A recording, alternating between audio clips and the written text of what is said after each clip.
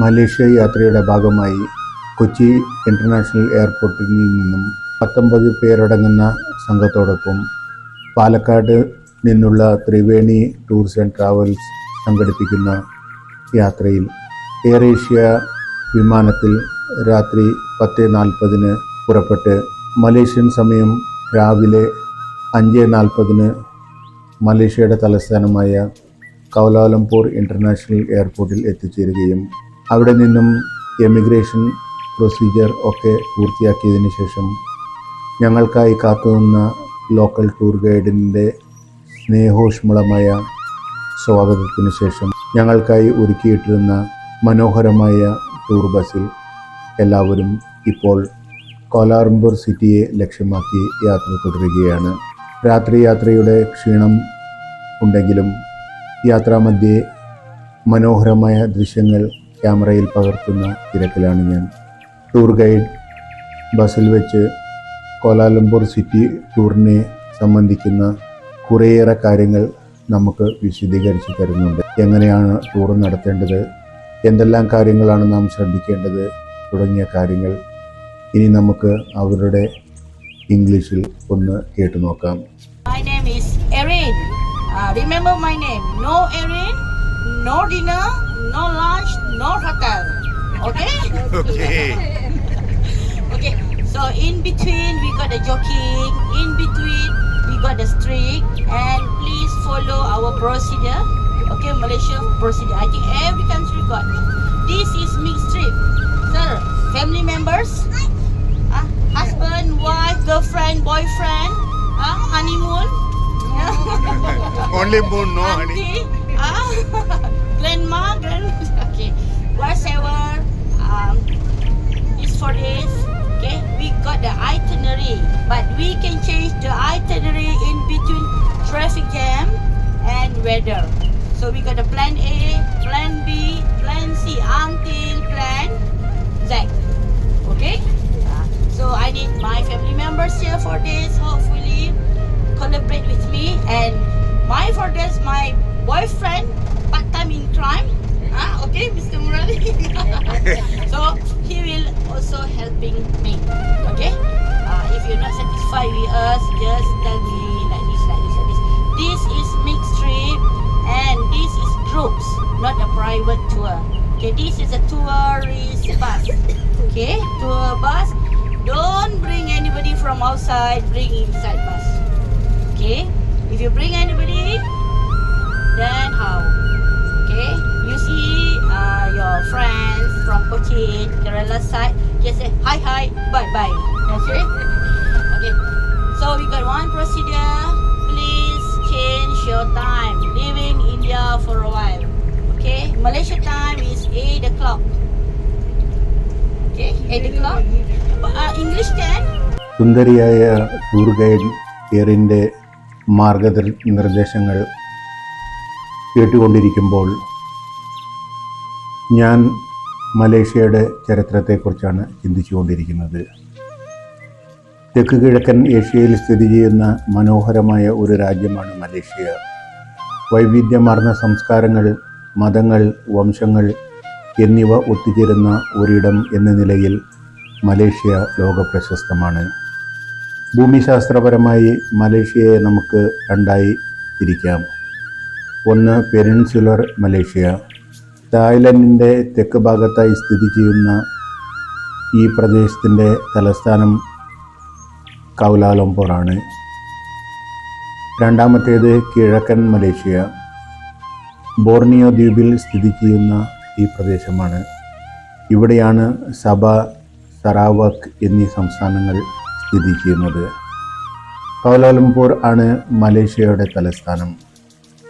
ഇവിടുത്തെ ഔദ്യോഗികമായ ഭാഷ മലായ് ആണെങ്കിലും ഇംഗ്ലീഷ് വ്യാപകമായി ഉപയോഗിക്കപ്പെടുന്നു. മലേഷ്യൻ റിംഗറ്റാണ് ഇവിടുത്തെ നാണ്യം. ഇസ്ലാം ഔദ്യോഗിക മതമാണെങ്കിലും ബുദ്ധമതം, ക്രിസ്തുമതം, ഹിന്ദുമതം എന്നിവ പിന്തുടരുന്ന വലിയൊരു വിഭാഗം ജനങ്ങൾ ഇവിടെയുണ്ട്. മലേഷ്യയിലെ ഏറ്റവും വലിയ സാമ്പത്തിക ശക്തികളിൽ ഒന്നാണ് ഈ നാട്. ഇലക്ട്രോണിക്സ്, പാം ഓയിൽ, പെട്രോളിയം, പ്രകൃതിവാതകം എന്നിവയാണ് പ്രധാന കയറ്റുമതി സാധനങ്ങൾ. പെട്രോണാസ് ഇരട്ടഗോപുരങ്ങൾ, ലങ്കാവി ദ്വീപുകൾ, ജെൻറ്റിങ് ഹൈലൻഡ്സ്, ചരിത്രപ്രസിദ്ധമായ മലാക്ക നഗരം എന്നിവയാണ് ഇവിടുത്തെ പ്രധാനപ്പെട്ട വിനോദസഞ്ചാര കേന്ദ്രങ്ങൾ. മലേഷ്യയിലെ ജനസംഖ്യയിൽ ഭൂരിഭാഗവും മലയ വംശജരാണ്. ഇതിനു പുറമെ ചൈനീസ്, ഇന്ത്യൻ വംശജരും പ്രധാനമായി തമിഴ് വംശജരും ഇവിടെ വലിയ തോതിൽ പാർക്കുന്നുണ്ട്. ഈ വൈവിധ്യം മലേഷ്യൻ ഭരണരീതികളിലും ആഘോഷങ്ങളിലും പ്രകടമാണ്. മലേഷ്യയുടെ ഹൃദയത്തുടിപ്പും തലസ്ഥാനവുമാണ് കൗലാലംപൂർ. ഈ നഗരം ആധുനികതയും പാരമ്പര്യവും ഒത്തുചേരുന്ന ഒരു അതിമനോഹരമായ നഗരം കൂടിയാണ്. മലേഷ്യയിലെ ഏറ്റവും വലിയ നഗരവും സാമ്പത്തിക സാംസ്കാരിക കേന്ദ്രവുമാണ് കൗലാലംപൂർ. പ്രാദേശികമായി ഇത് KL എന്ന് വിളിക്കപ്പെടുന്നു. ഇവിടുത്തെ പ്രധാന ആകർഷണങ്ങളിൽ ഏറ്റവും പ്രധാനപ്പെട്ടതാണ് പെട്രോണാസ് ഇരട്ട ഗോപുരങ്ങൾ. ഒരു കാലത്ത് ലോകത്തിലെ ഏറ്റവും ഉയരം കൂടിയ കെട്ടിടങ്ങളായിരുന്നു ഇവ. കൗലാലംപൂരിലെ ഏറ്റവും പ്രധാനപ്പെട്ട അടയാളം കൂടിയാണ് ഈ പെട്രോണാസ് ഇരട്ട ഗോപുരങ്ങൾ. മറ്റൊരു പ്രധാന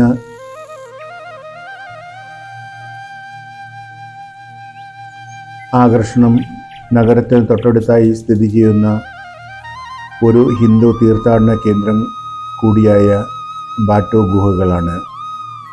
ഇത് ഒരു ഹിന്ദു തീർത്ഥാടന കേന്ദ്രം എന്ന നിലയിൽ വലിയ മുരുകൻ പ്രതിമയ്ക്കും വർണ്ണാഭമായ ഗോവണികൾക്കും ഏറെ പേരുകേട്ടതുമാണ്. മറ്റൊരു പ്രധാന ആകർഷണം മെർദെക് സ്ക്വയർ ആണ്. ഇത് മലേഷ്യയ്ക്ക് സ്വാതന്ത്ര്യം ലഭിച്ച ചരിത്രപ്രധാനമായ സ്ഥലം കൂടിയാണ്. KL ടവർ നഗരത്തിൻ്റെ മനോഹരമായ കാഴ്ച ആസ്വദിക്കാൻ സാധിക്കുന്ന കമ്മ്യൂണിക്കേഷൻ ടവർ കൂടിയാണ്. ഈ ടവറിൽ നിന്നും നഗരത്തിൻ്റെ 360 ഡിഗ്രി കാഴ്ചകൾ നമുക്ക് കാണാവുന്നതാണ്. ഇവിടുത്തെ മറ്റൊരു വൈശിഷ്ട്യം വൈവിധ്യമാർന്ന ഭക്ഷണ ലഭ്യതയാണ്. മലായ്, ചൈനീസ്, ഇന്ത്യൻ വിഭവങ്ങൾ ഒരുപോലെ ലഭ്യമായ ഭക്ഷണ പ്രേമികളുടെ സ്വർഗം കൂടിയാണ് കൗലാലംപൂർ. ജലാൻ അലോർ പോലുള്ള സ്ട്രീറ്റ് ഫുഡ് കേന്ദ്രങ്ങൾ ഏറെ പ്രശസ്തവുമാണ്. ബുക്കിറ്റ് ബിൻതാങ് പോലുള്ള സ്ഥലങ്ങൾ ലോകോത്തര ഷോപ്പിംഗ് അനുഭവങ്ങൾ ഇവിടെ പ്രദാനം ചെയ്യുന്നു. മോണോറെയിൽ, സ്പീഡ് റെയിൽ തുടങ്ങിയ മികച്ച ഗതാഗത സംവിധാനങ്ങൾ ഈ നഗരത്തിൻ്റെ വൈശിഷ്ട്യമാണ്. വർഷം മുഴുവൻ ചൂടും ഈർപ്പവുമുള്ള ഉഷ്ണമേഖലാ കാലാവസ്ഥയാണ് ഇവിടെ അനുഭവപ്പെടാറുള്ളത്. ഉച്ച കഴിഞ്ഞ് ചെറിയ മഴ പെയ്യുന്നത് ഇവിടുത്തെ പതിവ് കാഴ്ച കൂടിയാണ്. ഈ നഗരത്തിൻ്റെ പ്രധാന കാഴ്ചകളിൽ ഏറ്റവും പ്രധാനം മെനറ കൗലാലംപൂർ എന്നതാണ്. നഗരത്തിൻ്റെ മനോഹരമായ ആകാശദൃശ്യം നൽകുന്ന ഒരു പ്രധാന ലാൻഡ്മാർക്കാണ് ഇത്. ലോകത്തിലെ ഏറ്റവും ഉയരമുള്ള കമ്മ്യൂണിക്കേഷൻ ടവറുകളിൽ ഒന്നായ ഇവിടെ ഒരു റിവോൾവിംഗ് റെസ്റ്റോറൻറ്റും സജ്ജീകരിച്ചിട്ടുണ്ട്. നഗരത്തിൻ്റെ 360 ഡിഗ്രി കാഴ്ചകൾ ആസ്വദിക്കാൻ ഇതിൽ നിന്നും സാധിക്കുന്നതാണ്. സാഹസിക പ്രിയർക്കായി സ്കൈ ഡൈവും ഇവിടെ ലഭ്യമാണ്. KLCC പാർക്കാണ് മറ്റൊരു ആകർഷണം. പെട്രോണാസ് ടവറിന് തൊട്ടടുത്തായി സ്ഥിതി ചെയ്യുന്ന 50 ഏക്കർ വിസ്തൃതിയുള്ള മനോഹരമായ ഒരു പാർക്കാണിത്. വൈകുന്നേരങ്ങളിൽ ഇവിടെ നടക്കുന്ന മ്യൂസിക്കൽ ഫൗണ്ടൻ ഷോ സഞ്ചാരികളെ ഒത്തിരിയേറെ ആകർഷിക്കുന്ന ഒന്നുകൂടിയാണ്. കുട്ടികൾക്കായുള്ള കളിസ്ഥലങ്ങളും വാക്കിംഗ് ട്രാക്കുകളും ഇവിടെയുണ്ട്. പെട്രോണാസ് ടവറിൻ്റെ ഏറ്റവും നല്ല ചിത്രങ്ങൾ പകർത്താൻ പറ്റിയ ഒരിടം കൂടിയാണ് ഇത്. മറ്റൊരു ആകർഷണം അക്വേറിയ KLCC ആണ്. ലോകോത്തര നിലവാരമുള്ള ഒരു അക്വേറിയമാണിത്. 5000-ത്തിലധികം കടൽ ജീവികളെ ഇവിടെ പ്രദർശിപ്പിച്ചിരിക്കുന്നു. കടലിനടിയിലൂടെ നടക്കുന്നത് പോലെ തോന്നിപ്പിക്കുന്ന 90 മീറ്റർ നീളമുള്ള സുതാര്യമായ ടണൽ ഇവിടുത്തെ പ്രധാന പ്രത്യേകതയാണ്. മറ്റൊരു പ്രധാന ആകർഷണം ഇവിടെയുള്ള KL ബേർഡ് പാർക്കാണ്. ലോകത്തിലെ തന്നെ ഏറ്റവും വലിയ ഫ്രീ ഫ്ലൈറ്റ് പക്ഷി സങ്കേതങ്ങളിൽ ഒന്നാണ് ഇത്. നഗരത്തിൻ്റെ തിരക്കുകളിൽ നിന്ന് മാറി പ്രകൃതിയോട് ചേർന്ന് സമയം ചിലവഴിക്കാൻ ആഗ്രഹിക്കുന്നവർക്ക് ഇവിടെ അനുയോജ്യമായ സ്ഥലമാണ്. പക്ഷികൾക്ക് യഥാർത്ഥ ആവാസ വ്യവസ്ഥയിൽ സ്വതന്ത്രമായി പറന്നു നടക്കാൻ സാധിക്കുന്ന രീതിയിലാണ് ഇത് രൂപകൽപ്പന ചെയ്തിരിക്കുന്നത്. വിവിധ ഇനം പക്ഷികളെ അടുത്ത് കാണാനും അവയ്ക്ക് ഭക്ഷണം നൽകാനും ഇവിടെ അവസരം ഒരുക്കി തന്നിരിക്കുന്നു. മറ്റൊരു പ്രധാന ആകർഷണം മെർഡെക്ക സ്ക്വയറാണ്.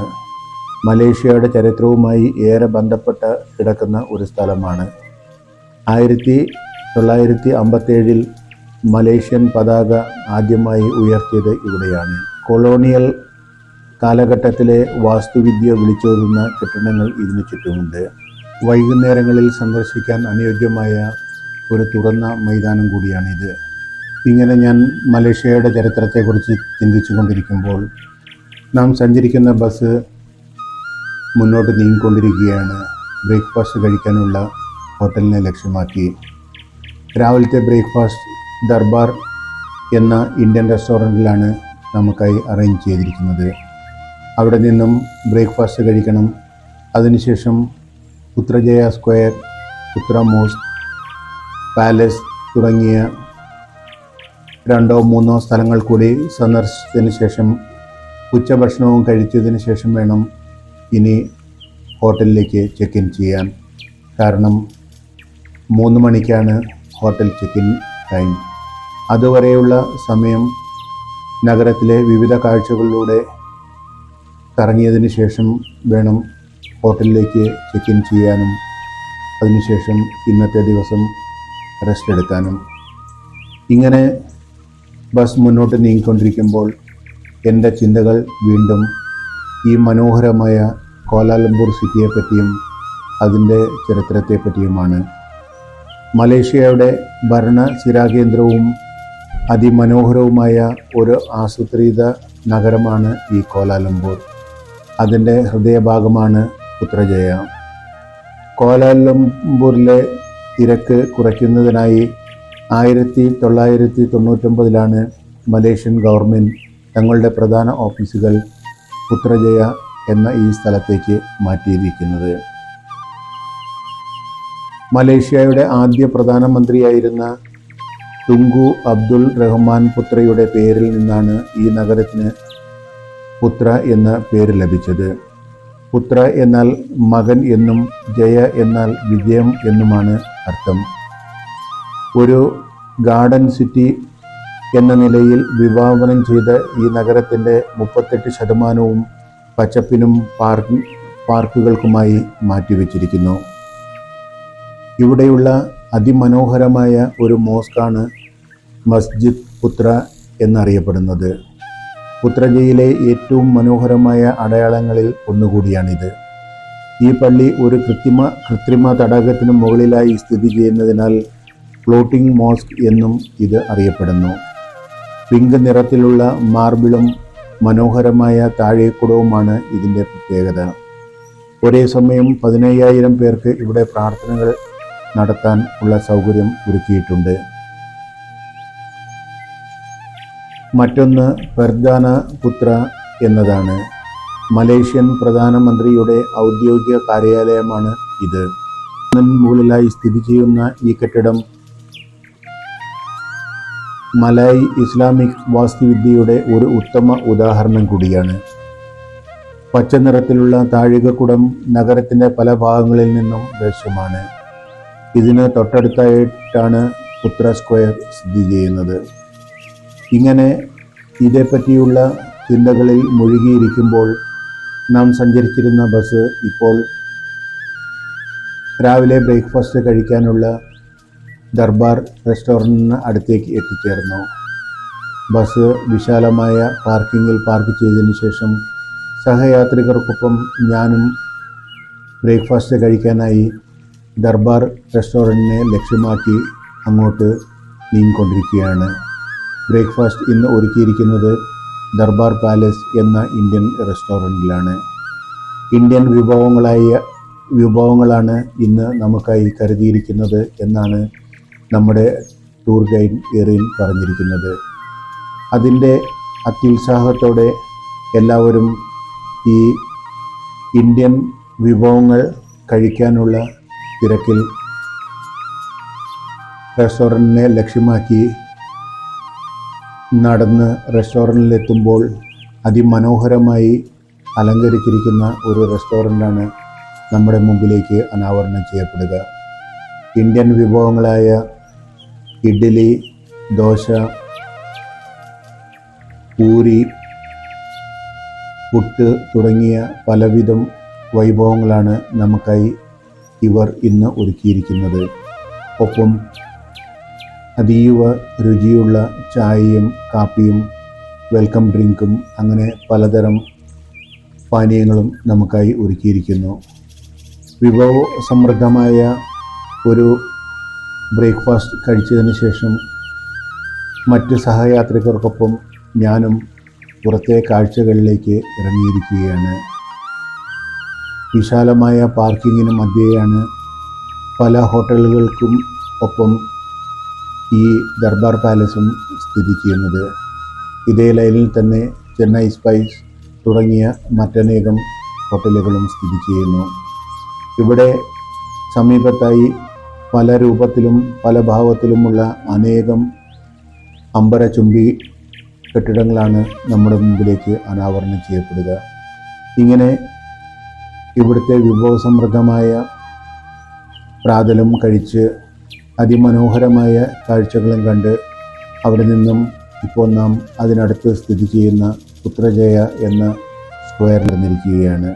പുത്രജയ എന്നത് കൗലാലംപൂർ സിറ്റിയുടെ ഭരണസിരാകേന്ദ്രമാണ്. അതിവിശാലമായ സ്ക്വയറിൽ പണി കഴിപ്പിച്ചിരിക്കുന്ന അതിമനോഹരമായ കെട്ടിടങ്ങളാണ് എങ്ങും നമുക്കിവിടെ കാണാൻ സാധിക്കുക. പുത്ര മസ്ജിദും അതുപോലെ തന്നെ പ്രധാനമന്ത്രിയുടെ ഔദ്യോഗിക വസതിയും ഓഫീസുകളും മറ്റ് ഗവൺമെൻറ് ഓഫീസുകളും ഒക്കെ സ്ഥിതി ചെയ്യുന്ന അതിവിശാലമായ ഒരു സ്ക്വയറാണ് ഈ പുത്രജയ സ്ക്വയർ. എത്ര കണ്ടാലും മതി വരാത്ത, എത്ര ഫോട്ടോയും വീഡിയോയും എടുത്താലും തൃപ്തി വരാത്ത അത്ര മനോഹരമായ ദൃശ്യങ്ങളാണ് ഇവിടെ നമുക്ക് കാണാൻ സാധിക്കുക.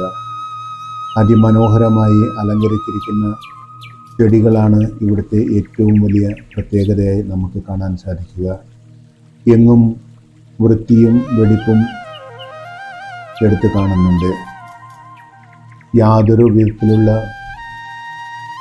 ചപ്പുചവറുകളോ മാലിന്യങ്ങളോ ഒന്നും നമുക്കിവിടെ കാണാവുന്നതല്ല.